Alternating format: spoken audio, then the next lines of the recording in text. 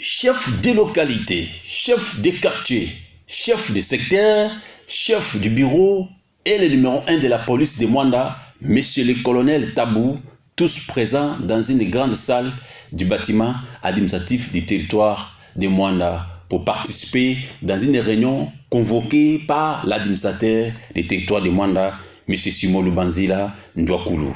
C'est jeudi 27 octobre 2022. L'autorité locale a focalisé son message sur deux points: l'insalubrité et l'insécurité dans les territoires de Mwanda. M. Simon Lubanzila Ndouakoulou a-t-il fait remarquer aux participants que l'insalubrité constitue l'infraction en droit congolais. La propriété dans le ville ou dans une cité relève de la compétence de chef de quartier et de localité. L'administrateur du territoire est là pour recevoir des rapports. Et cette fois-ci, Mwanda sera compté parmi les villes les plus propres de notre pays. Il a fait une analyse sur le développement comparé en citant les pays comme la Côte d'Ivoire qui copiait la RDC avant.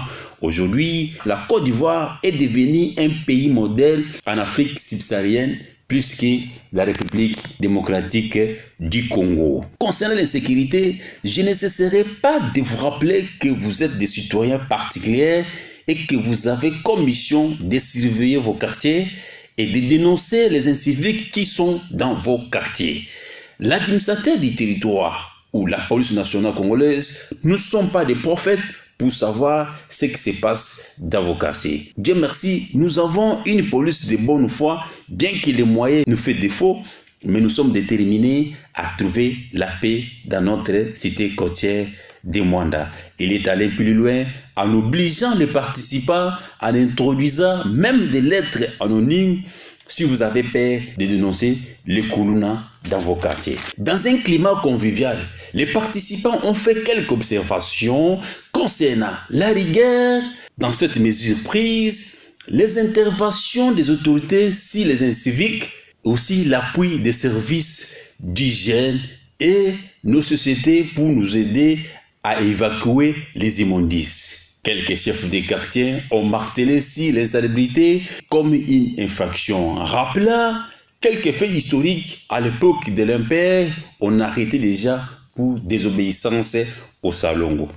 Ils se sont convenus que le samedi de 6h à 10h sera consacré au Salongo dans la cité côtière de Mwanda. L'autorité locale, M. Simon Lubanzila, fera un communiqué pour alerter la population mwandaise. Vous êtes comme les pispiâtres. Son objectif est de guérir les malades. Vous aussi, chef de quartier et de localité, vous êtes là pour la propriété de la cité côtière de Mwanda. Même Dieu avait obligé les enfants d'Israël à avoir des toilettes. Conscience et développement fait un couple parfait.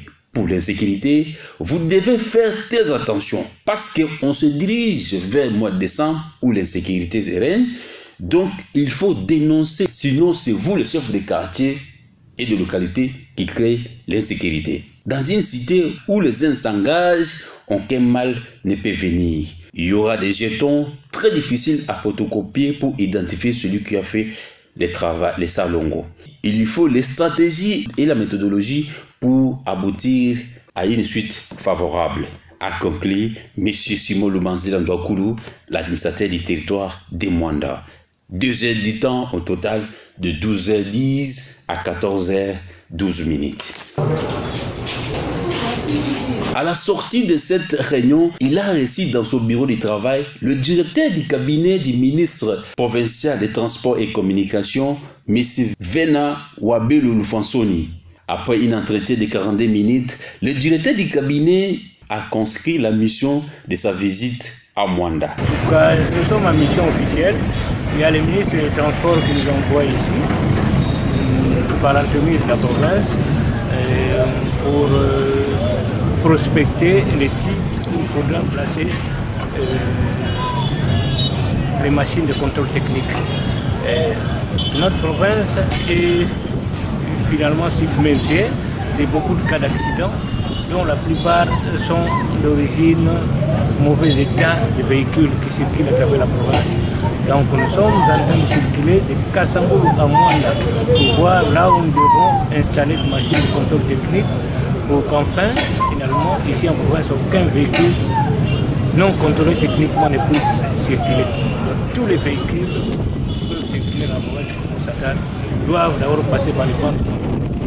Et puisqu'il n'y en a pas, nous allons devoir installer la province à trouver une voie et à signer une concession avec une entreprise qui va devoir faire ce travail à travers toute la province. Après ça a suivi la visite sur l'esplanade du territoire de Mwanda où s'est érigé les hangars de contrôle des véhicules, a dit le chef du centre expert à l'auto-technique.